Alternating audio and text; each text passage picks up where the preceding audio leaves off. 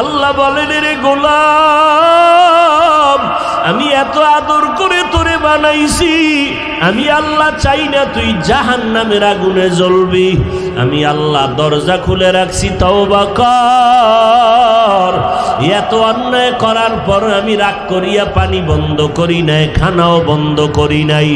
আমি আল্লাহ বরং তওবার পর দরজা দিয়া ডাকি, বান্দা আয়, বান্দা তাড়াতাড়ি ফিরিয়ে আয়। পাহাড় পরিমাণও যদি গুনাহ করো, তাড়াতাড়ি তওবা কর। ওরে সন্তান হাজার অন্যায় করিয়া যদি মা বলিয়া ডাক দেয়, ওই মায়ের কলিজায় মায়া না হইয়া পারে না। সন্তান হাজারো অপরাধ করিয়া যদি বাবার সামনে চোখের পানি ছেড়ে বলে, বাবা আর ভুল করব না, এমন কোনো বাবা নাই সন্তানের প্রতি আর রাগ করবে। সন্তানের কান্না দেখিয়া বলবে, বাবা আর কাঁদিস না, তোরে আমি আর কোনোদিন খারাপ বলবো না। কোন ছাত্র যদি অন্যায় করিয়া উস্তাদের সামনে দাঁড়াইয়া চোখের পানি ছেড়ে বলে, হুজুর আর অন্যায় করব না, এমন কোন শিক্ষক নাই, তার অন্তরে দয়া জন্ম নিবে না। ও এলাকার মুসলমান ও যুবক, পর্দার আড়ালের আম্মা জানেরা, ও বৃদ্ধ বাবাজিরা, ওই মা বাবা ওস্তাদের থেকে কি আমার আল্লাহর মায়া কম? কোন গুনাহগার যদি অন্তর দিয়া যদি তওবার নিয়তে গুনার কথা স্মরণ করিয়া একবার চোখের পানি সারিয়া ডাকে, ও দয়ার আল্লাহ, আমার মতো গুনাহগার কেউ নাই। আয় আল্লাহ, শয়তানের ধোকায় পড়ে গুনাহ করে চোখ দুইটারে নাপাক করেছি, গুনাহ করিয়া হাত নাপাক করেছি, জিহ্বাটারে নাপাক করে ফেলেছি, অন্তরকে নাপাক করেছি। ও আল্লাহ, তওবা করে নিলাম, আর গুনাহ করব না। মা বাবারে কষ্ট দিয়া কত বরদোয়া কামাই করেছি, আলেম ওলামার সাথে বেয়াদবি করিয়া কত গুনাহ করেছি, মুরব্বীদের সাথে খারাপ আচরণ করিয়া কত অন্যায় করেছি। ও আল্লাহ, আজকে তওবা করলাম, আর নামাজ ছাড়বো না, বেপরদায় চলবো না, নবীর সুন্নাত বাদ দিয়া নবীরে কষ্ট দিব না, দাড়ির মধ্যে অস্ত্র লাগাইয়া নবীর সুন্নতিরে জবাই করব না, আর ওলামায়ে কেরামের বিরোধিতা করে বরদোয়া নিব না, মা বাবার সাথে বেয়াদবি করব না, মুরব্বীদের সাথে আর কখনো অন্যায় করব না, কারো সাথে খারাপ আচরণ করব না। বান্দা যদি দিলটা নরম করে আমার আল্লাহকে মনের মতো বলতে পারে, ডাক দেয়, আল্লাহ বলেন, ও গোলাম, তোর মা বাবা ওস্তাদের থেকে কি সারা দুনিয়ার মাখলুকতের মধ্যে যেই মোহাব্বত, এর থেকে 99 গুণ মায়া আর মোহাব্বত আমি আল্লাহ রিজার্ভ রেখেছি। ও বান্দা, যখন তুই আমাকে আল্লাহ বলিয়া ডাক দিবি, আমি আল্লাহ 99 গুণ মায়া নিয়ে তোর ডাকে জবাব দিয়া আমি আল্লাহ তোরে এমন পবিত্র বানায় দিব, একটা গুনাহ তোমার আমল নামায় থাকবে না। আমি আল্লাহ তোমারে জান্নাতি মেহমান বানায় দিব। কবরে যখন তুমি নেক আমল নিয়ে তওবা করিয়া যাবা, ওই 3টা প্রশ্ন করা মাত্র আল্লাহর নবী বলেন, আমার আল্লাহ ডেকে বলবেন, ও ফেরেশতা, আমার বান্দাকে আর জিজ্ঞাসাবাদ করিয়া বিরক্ত করিও না, আমার বান্দা বড় নেক আমলওয়ালা, গুনাহ থেকে তওবা করনেওয়ালা। কবরের ভেতরে জান্নাতের বিছানাটা দাও, জান্নাতের সাথে রাস্তা বানায় দাও, আমার বান্দা কিয়ামত পর্যন্ত আরামে ঘুমাবে, কেউ ডিস্টার্ব করবা না। পক্ষান্তরে যারা তওবা করবে না, গুনাহ নিয়ে কবরের বিছানায় পড়িয়া যাবে, নবী বলেন আল্লাহ তখন প্রশ্নের জবাব দিতে না পারায় বর্ডার দিয়া বলবে, ফেরেশতা, এই নাফরমান এত বড় গাদ্দার নিমক হারাম, আমার দেওয়া জমিনের ফসল খাইলো, গাছের ফল খাইলো, নদীর মাছ খাইয়া একবারও এই নিমক হারাম আলহামদুলিল্লাহ বলে নাই। ওলামায়ে কেরাম পায়ে ধরে ধরে নামাজের পথে ডাকতো, এক বেলার নামাজ পড়ে নাই। এমন কপাল পোড়া যারা নামাজ পড়তো তাদের কেউ পছন্দ করে নাই, নিজেও দাড়িটা লম্বা করে নাই, যারা দাড়ি লম্বা করতো তাদের কেউ পছন্দ করে নাই, নিজেও পর্দা করে নাই, যারা পর্দা করতো তাদেরও পছন্দ করে নাই। এখন আর দেরি না করি এই নাফরমানকে গুনার মজার সাজাটা কেমন দেখাইয়া দাও, কবরের ভেতরে জাহান্নামের আগুন, জাহান্নামের বিছানাটা দাও, জাহান্নামের সাথে রাস্তা খুলিয়া দাও। নবী বলেন আমার আল্লাহ সর্বশেষ রাগান্বিত আওয়াজ দিয়া গাইবী ভাবে বলবেন, ও কবরের মাটি, এই গুনাহগার নাফরমানকে দুই পার্শ্ব থেকে জোরে জোরে চাপ দাও। এত জোরে চাপ দিবে পাজরের হাত চুরমার হয়ে যাবে। এরে নবীর উম্মতের দল, বালিশে মাথা লাগাইয়া ঘুমের সময় একটু চিন্তা করিও, জীবনে কত আপনজন খেলার বন্ধুরা আজকে চলিয়া গেল, দুনিয়াতে নাই। লেখাপড়ার কত বন্ধু বান্ধব হারায় ফেললাম। এই চোখের সামনে কত বান্দার জানাজা পড়াইলাম। কোন দিন যেন আমার তোমার আজরাইল আসিয়া ডাক দেয় বলা যায় না। আল্লাহর কোরআন সত্য, গুনাহ নিয়ে কবরে গেলে আযাব হবে তাও সত্য, নেক আমলওয়ালারা জান্নাত পাবে তাও সত্য। অতএব এখনো সময় আছে, তওবা করিয়া নাও। হায়াতের মালিক আল্লাহ, ইজ্জতের মালিক আল্লাহ, রিজিকের মালিক আল্লাহ।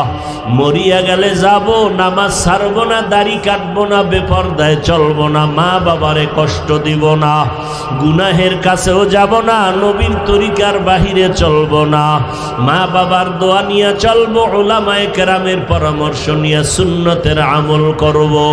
তওবা করার যদি নিয়ত হয়, আল্লাহর মুহাব্বতে পাক্কা নিয়ত যদি করতে পারো রে বাবা, তবে এটাও সত্য, আবু জাহালের মতো কিছু মানুষ দুনিয়াতে থাকবে, যেই আবু জাহাল নবীকে দেখলো কালেমা পড়লো না, আর ওমরের মতো বান্দা নবীর গর্দান কাটতে আসিয়া কালেমা পড়ে ফেললো। এই জমিনে আবু জাহালওয়ালা কিছু মানুষ অন্তর পাথরের মতো শক্ত, তওবা করবে না।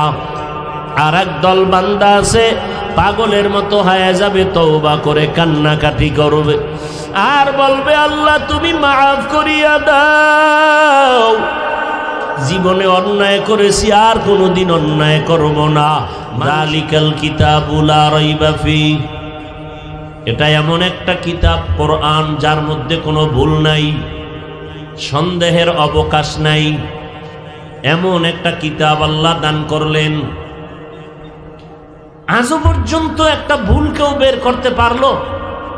কথা বলেন না কেন? পারে নাই তো পারে নাই, বরং অনেক বিধর্মী কালেমা পড়ে মুসলমান হয়ে গেল।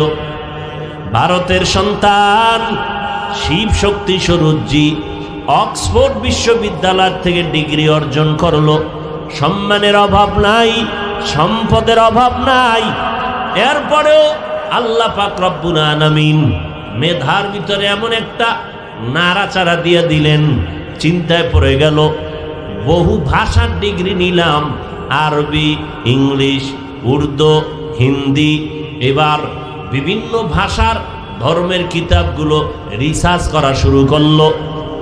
আল্লাহর বান্দা সমস্ত ধর্মগ্রন্থ রিসার্চ করে দেখে প্রত্যেকটার মধ্যে ইসলামের একটা সুসংবাদ দেওয়া আছে। হিন্দুদের ধর্মগ্রন্থের ভিতরে ইসলামের গুণগান আছে, খ্রিস্টানদের ধর্মের কিতাবের মধ্যে ইসলামের গুণগান গাওয়া আছে। আখিরি নবীর সুসংবাদ, এইবার ফাইনাল সিদ্ধান্ত নিল সব ধর্মগ্রন্থ আমার রিসার্চ করা মোটামুটি কমপ্লিট, এবার দেখব মুসলমানের কোরআনের কি হালাত। আল্লাহর বান্দা আরবি ভাষার কোরআন নিয়ে যখন গবেষণা শুরু করলো, শেষ পর্যন্ত সে বলতে বাধ্য হলো আমি কোরআনের ভুল বের করতে গিয়া কোরআনের আয়নায় আমার জীবনের ভুলগুলো ধরা পড়ে গেল। আল্লাহর বান্দা দেরি না করে কালেমা পড়ে মুসলমান হয়ে গেল। আমাদের দেশ বাংলাদেশে একবার সে আসছিল, ভারতের চাপে বাংলাদেশে থাকতে পারে নাই, এক পর্যায়ে দুনিয়ার থেকে বিদায় হয়ে গেল। আল্লাহর কালাম ১৫০০ বছর হয়ে গেল, একটা ভুল কেউ বের করতে পারে নাই। এরে নবীর উম্মত, অন্যদের ধর্মের যত কিতাব আছে কেউ সাধারণ মানুষ ধরতেও পারে না, পড়বে তো দূরের কথা। আর আমাদের কোরআন এমন একটা মজার কিতাব, কোনো হিন্দু ভাই যদি বলে কোরআনটা ধরতে চাই দেখবো, টাকা না থাকলে আমি কিনে দিব, নাও। কারণ আল্লাহর কোরআন এমন একটা আকর্ষণীয় কিতাব, যে কিতাবটা ধরলেই ভেতরে অ্যাকশন শুরু, ধরলেই অ্যাকশন শুরু। এই জন্য আল্লাহ কি কইছেন, লা ইয়ামাসসুহু ইল্লাল মুতাহহারুন, অপবিত্র অবস্থায় কোরআন ধরবা না। ওমরে ফারুকের মতো বীর যোদ্ধা তরবারি নিয়ে দৌড়ায়, বিশ্ব নবীর মাথা কাটবে, তরবারি নিয়ে যাচ্ছে, মেজাজ গরম, 27 বছরের যুবক। আল্লাহর নবী দোয়া করতেছেন, রব্বুল আলামিন তুমি ওমরকে কালেমার সৈনিক বানায়া দাও। নবীর দোয়া তো ফেরত যাবে না। ওমর রাস্তার মাঝখানে ব্রেক হয়ে গেল, একজনের সামনে বাধার সম্মুখীন হয়ে গেল। সর্বশেষ আল্লাহর কোরআনটা যখন ধরলো, কোরআনটা যখন পড়লো, অথবা বনে পড়লো, তার তেলাওয়াতের আওয়াজ কানে আসলো, অ্যাকশন শুরু হয়ে গেল। ওমর ডাক দিয়ে কয়, বোন, জীবনে কত কবিতার আওয়াজ শুনলাম, এমন সুন্দর আওয়াজ আর আমার কানে কখনো আসে নাই। এই কোরআন এমন সুন্দর, যিনি তোরে কোরআন শিখাইছেন সেই নবী না জানি আরো কত সুন্দর। একটু আমাকে নিয়ে চল, আমি আমার চোখ দিয়ে তাকায় দেখব মুহাম্মদ কেমন আল্লাহর বান্দা। ভগ্নিপতি নিয়ে চললো মদিনার নবী। দোয়া করেন, আল্লাহ তুমি ওমরকে কালেমার সৈনিক বানায়া দাও। আল্লাহর কাছে দোয়া কবুল হয়ে গেল।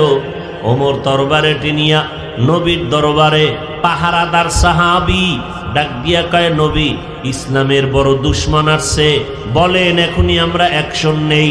নবী বলেন, খবরদার, রাস্তা খুলে দাও, আমার সামনে আসার মতো রাস্তা দাও, কারণ সে আমাকে এখন মারার জন্য আসে না, নিজেই মরার জন্য আসতেছে। নবীর সামনে গিয়া কয়, নবী কল্লাটা কাইটেই দেন, তবে আগে জান্নাতের টিকিটটা দিয়ে দেন, কালেমা পড়ায়া দেন। নবীকে ওমর হাতটা দাও। নবীর হাতে হাত লাগাইলেন। সেকেন্ডের মাথায় বিদ্যুতের আরো অগ্রগতিতে ইমানের নূর ওমরের সিনার মধ্যে গিয়া এফেক্ট করলো। ওমর এবার তরবারি নিয়ে দাঁড়াইয়া বাইতুল্লাহর পার্শ্বে হাতিমে কাবা, ওখানে দাঁড়ায় বলে, এই বেঈমানের দল, এতদিন তোমরা মুহাম্মদের গালি দিয়েছো, 5 মিনিট আগে আমিও তারে বিরোধী ছিলাম, আমি এখন মুহাম্মদের এমন বন্ধু হয়ে গেলাম, বিরোধীরা দাঁড়ায় যাও, কারোর দরকার নাই, মুহাম্মদের পক্ষ হয়ে মোকাবেলায় ওমরের তরবারিটাই যথেষ্ট। কোরআন কেমন এক বরকত এনে দিল ওমরের জিন্দেগিতে। ওদিক দিয়া আবু জাহাল নবীরে দেখলো, 13টা বছর বয়ান শুনলো, এরপরও কালেমা বলে না। অথচ নবীরে দেখলেই পেটের ক্ষুধা থাকে না, গুনাহ থাকে না। আবু জাহাল 13 বছর দেখলো, কালেমা তো পড়লই না, খালি ধোকা দেয়। হাতের মুষ্টির মধ্যে পাথর নিয়ে কয়, এই আব্দুল্লাহর ছেলে মুহাম্মদ ভাতিজা, বলো তো আমার হাতের মুষ্টিতে কি আছে? নবীকে আমি জানি না। জানো না কেন? বলে, আমি গাইবের মালিক না। গাইবের মালিক কে? কুল্লা ইয়ালামু মান ফিস সামাওয়াতি ওয়াল আরদিল গায়বা ইল্লাল্লাহ। হে নবী, আপনিই বলেন, আপনিই বলেন, আসমানের কোনো বাসিন্দারা গায়েব জানে না, জমিনের বাসিন্দারা গায়েব জানে না, একমাত্র গায়েবকে জানেন। জোরে বলেন, আল্লাহ কয়জন? আরো জোরে বলেন। আমার আল্লাহ যে এক, কোন দিক থেকে এক বলেন না কেন? আল্লাহ কেমন এক? যার কোনো দ্বিতীয় তুলনা। যদি কেউ তুলনা দেয়, এর নাম শিরিক। তুলনা দেওয়ার নাম। আমার আল্লাহর ক্ষমতার সাথে আর কারো তুলনা নাই, আল্লাহর গুণের সাথে অন্যের গুণের তুলনা নাই। আমার আল্লাহ যেমন গুণের মালিক, এই রকম গুণের মালিক আর জমিনে কেউ। যদি কয় হ্যাঁ অমুকেও আছে, তাহলে বোঝা গেল আল্লাহ এক যে, এ কথা আর থাকে না। তাহলে আল্লাহর একাকত্বটাকে দুর্বল করে দিল, এর নাম শিরিক। আল্লাহ গাইবের মালিক, আল্লাহ কিসের মালিক?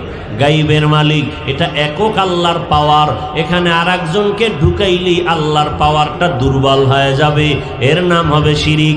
আল্লাহ কোরআনে বলেন, অমাইয়ুশরিক বিল্লাহ ফাকাদ হারামাল্লাহু আলাইহিল জান্নাহ, যারা শিরিকের গুনাহ করবে তাদের উপরে জান্নাত হারাম হয়ে যাবে। আবু জাহাল কয়, আমার হাতের মুষ্টিতে কি বলো? কয়, জানি না। এবার নবী কয়, এই হাতের মুষ্টিতে যা আসো তোর একটা আওয়াজ দে। সাথে সাথে পাথরগুলো কালেমা পড়া শুরু করলো।